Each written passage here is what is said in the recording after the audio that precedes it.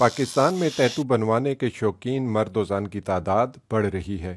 पहले के हिसाब से आई थिंक क्लाइंट्स बहुत ज़्यादा हो गए, बिकॉज़ इनिशियली जब मैंने स्टार्ट किया था तब तकरीबन महीने में मुझे 3-4 लोग मिल जाते थे। अब मेरे ऑलमोस्ट डेली क्लाइंट्स होते हैं। पाकिस्तान में आमतौर पर टैटू बनवाना समाजी सतह पर अच्छा नहीं समझा जाता था, लेकिन अब इसकी कबूलियत बढ़ रही है। उनको इस चीज़ में मसला नहीं होता कि अगर हमें टैटू करवाना है तो हम किसी मेल के पास ना जाएं। स्पेशली जो औरतें हिजाब वगैरह करती हैं, उनको थोड़ा ज़्यादा मसला होता है इस चीज़ पे कि हमें कोई मेल हाथ ना लगाए। तो I think with the introduction of a female artist शायद ये हुआ हो। मजहबी एतबार से भी इस बारे में मुख्तलिफ आरा पाई जाती हैं।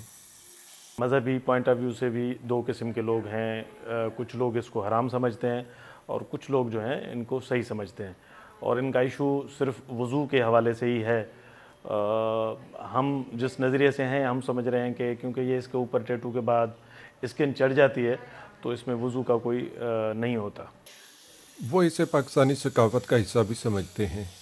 हमारे कल्चर में अगर हम टैटू को देखें तो 50-100 साल पहले भी हमारे यहाँ टैटूज़ थे।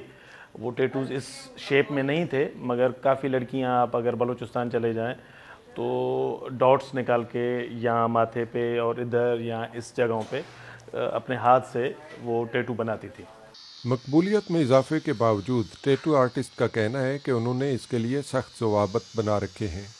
दरअसल हम अंडर एज टैटू ही नहीं करते, मतलब कि जिसकी 18 साल से कम उम्र है या वो अपना गार्डियन साथ लाएं तो फिर हम पॉसिबल है कर दें, तो वरना तो नहीं करते हम। अभी तो काफ़ी पाकिस्तान में आम हो गया है, किसी को फ़र्क भी नहीं पड़ता वही टैटू स्टूडियो है या कोई कुछ के या कुछ के, तो कुछ मसला नहीं है अभी तो।